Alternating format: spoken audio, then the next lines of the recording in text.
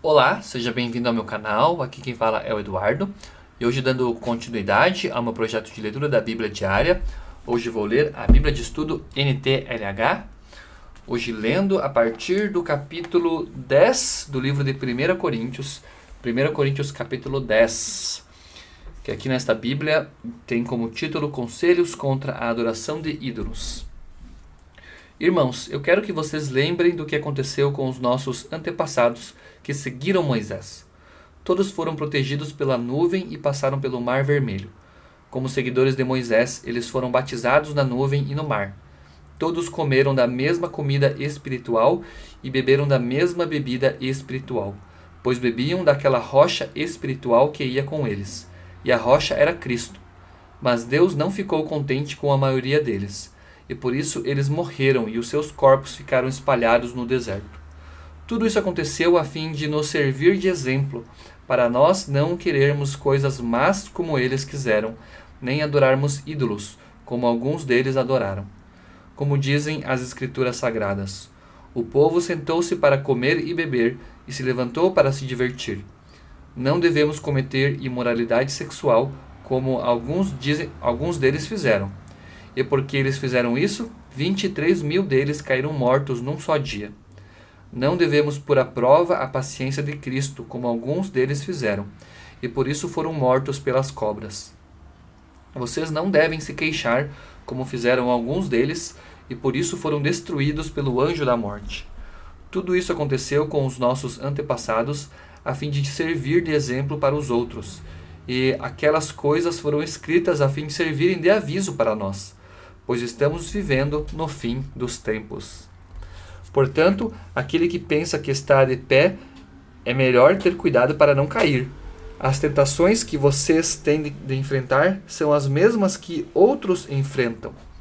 Mas Deus cumpre a sua promessa e não deixará que vocês sofram tentações que vocês não têm forças para suportar. Quando uma tentação vier, Deus dará forças a vocês para suportá-la, e assim vocês poderão sair dela. Por isso, meus queridos amigos, fujam da adoração de ídolos. Eu falo com vocês como com pessoas que têm capacidade para entender o que estou afirmando. Julguem vocês mesmos o que eu estou dizendo. Pensem no cálice pelo qual damos graças a Deus na ceia do Senhor. Será que, quando bebemos desse cálice, não estamos tomando parte no sangue de Cristo? E quando partimos e comemos o pão, não estamos tomando parte no corpo de Cristo? Mesmo sendo muitos, todos comemos do mesmo pão, que é um só, e por isso somos um só corpo. Pensem no povo de Israel. Aqueles que comem as coisas oferecidas em sacrifícios tomam parte juntos no sacrifício que é oferecido a Deus no altar. O que é que eu quero dizer com isso? Que o ídolo ou o alimento que é oferecido a ele tem algum valor? É claro que não. O que estou dizendo é que aquilo que é sacrificado nos altares pagãos é oferecido aos demônios e não a Deus. E eu não quero que vocês tomem parte nas coisas dos demônios. Vocês não podem beber do cálice do Senhor e também do cálice dos demônios. Vocês não podem comer da mesa do Senhor e também na mesa dos demônios. Ou será que queremos provocar o Senhor, fazendo com que ele fique com ciúmes? Por acaso vocês pensam que somos mais fortes do que ele? Respeito pela opinião dos outros, versículo 23. Alguns dizem assim: podemos fazer tudo o que queremos. Sim, mas nem tudo é bom. Podemos fazer tudo o que queremos, mas nem tudo é útil. Ninguém deve buscar os seus próprios interesses, e sim os interesses dos outros. Vocês podem comer de tudo o que se vende no açougue, sem terem nenhuma dúvida de consciência. Pois, como dizem as Escrituras, a terra e tudo o que nela existe pertencem ao Senhor. Se alguém que não é cristão convidá-los para comer e vocês resolverem ir, comam o que for posto na frente de vocês e não façam perguntas por motivo de consciência. Mas, se alguém disser a vocês, essa comida foi oferecida aos ídolos, neste caso não comam, por causa daquele que disse isso, por causa daquele que disse isso e também por motivo de consciência. Não estou falando da sua própria consciência, mas da consciência do outro.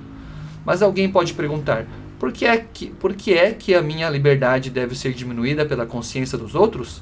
Se eu agradeço a Deus o alimento que como, por que é que sou criticado se já o agradeci a Deus? Portanto, quando vocês comem ou bebem, ou fazem qualquer outra coisa, façam tudo para a glória de Deus. Vivam de tal maneira que não prejudiquem os judeus, nem os não-judeus, nem a igreja de Deus. Façam como eu, procuro agradar a todos em tudo o que faço, não pensando no meu próprio bem, mas no bem de todos, a fim de que eles possam ser salvos. Sigam o meu exemplo como eu sigo o exemplo de Cristo. Esse daqui, na verdade, já foi o versículo 1 do capítulo 11. Então, 1 Coríntios capítulo 11. Eu os elogio porque vocês sempre lembram de mim e seguem as instruções que eu passei para vocês. Mas quero que entendam que Cristo tem autoridade sobre todo marido, que o marido tem autoridade sobre a esposa e que Deus tem autoridade sobre Cristo. Se um homem cobre a cabeça quando ora ou anuncia a mensagem de Deus nas reuniões de adoração, ele está oferecendo a honra de Cristo. E se uma mulher não cobre a cabeça quando ora ou anuncia a mensagem de Deus nas reuniões de adoração, ela está oferecendo a honra do seu marido. Nesse caso, não há nenhuma diferença entre ela e a mulher que tem a cabeça rapada. Se a mulher não cobre a cabeça, então é melhor que ela corte o cabelo de uma vez, já que é vergonhoso para a mulher rapar a cabeça ou cortar o cabelo. Então ela deve cobrir a cabeça. O homem não precisa cobrir a cabeça, pois ele reflete a imagem e a glória de Deus. Mas a mulher reflete a glória do homem, pois o homem não foi feito da mulher, mas a mulher foi feita do homem. O homem não foi criado por causa da mulher, mas sim a mulher por causa do homem. Portanto, por causa dos anjos, a mulher deve pôr um véu na cabeça para mostrar que está debaixo da autoridade do marido. No entanto, por estarmos unidos com o Senhor, nem a mulher é independente do homem, nem o homem é independente da mulher. Porque assim como a mulher foi feita do homem, assim também o homem nasce da mulher, e tudo vem de Deus. Julguem vocês mesmos. Será que é certo que, num culto de adoração, a mulher ore a Deus sem estar com a cabeça coberta? Pois a própria natureza ensina que o cabelo comprido é uma desonra para o homem, mas para a mulher o cabelo comprido é motivo de orgulho. O cabelo foi dado a ela para lhe servir de véu. Mas, se alguém quer discutir sobre esse assunto, o que eu posso dizer é que nem nós, nem as igrejas de Deus, temos outro costume nas reuniões de adoração. A ceia do Senhor, versículo 17. Nas instruções que agora vou dar a vocês, eu não posso elogiá-los, pois as suas reuniões de adoração fazem mais mal do que bem. Para começar, me contaram que nessas reuniões há grupos de pessoas que estão brigando, e eu creio que, em parte, isso é verdade. Não há dúvida de que é preciso haver divisões entre vocês para que fique claro quem são os que estão certos. Quando vocês se reúnem, não é a ceia do Senhor que vocês comem, pois na hora de comer, cada um trata de tomar a sua própria refeição. E assim, enquanto uns ficam com fome, outros chegam até a ficar bêbados.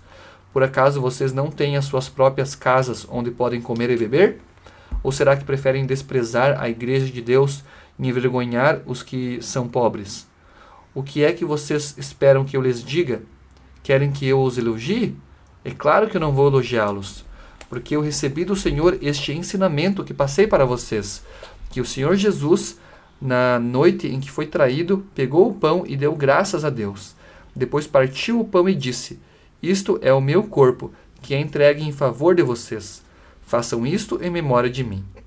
Assim também, depois do jantar, ele pegou o cálice e disse: Este cálice é a nova aliança feita por Deus com o seu povo, a aliança que é garantida pelo meu sangue. Cada vez que vocês beberem deste cálice, façam isso em memória de mim. De maneira que, cada vez que vocês comem deste pão e bebem deste cálice, estão anunciando a morte do Senhor, até que ele venha. Por isso, aquele que comer do pão do Senhor ou beber do seu cálice, de modo que ofenda a honra do Senhor, está pecando contra o corpo e o sangue do Senhor. Portanto, que cada um examine a sua consciência e então coma do pão e beba do cálice. Pois a pessoa que comer do pão ou beber do cálice sem reconhecer que se trata do corpo do Senhor, estará sendo julgada ao comer e beber para o seu próprio castigo. É por isso que muitos de vocês estão doentes e fracos, e alguns já morreram. Se examinássemos primeiro a nossa consciência, nós não seríamos julgados pelo Senhor. Mas somos julgados e castigados pelo Senhor para não sermos condenados junto com o mundo. Portanto, meus irmãos, quando vocês se reunirem para a ceia do Senhor, esperem uns pelos outros. E, se alguém estiver com fome, que coma em casa, para que Deus não castigue vocês por causa dessas reuniões. Os outros assuntos eu resolverei quando chegar aí. Leitura de 1 Coríntios, os capítulos 10 e 11, hoje lendo a Bíblia de Estudo NTLH. Agradeço mais uma vez por você estar me acompanhando, fique com Deus e até o meu próximo vídeo.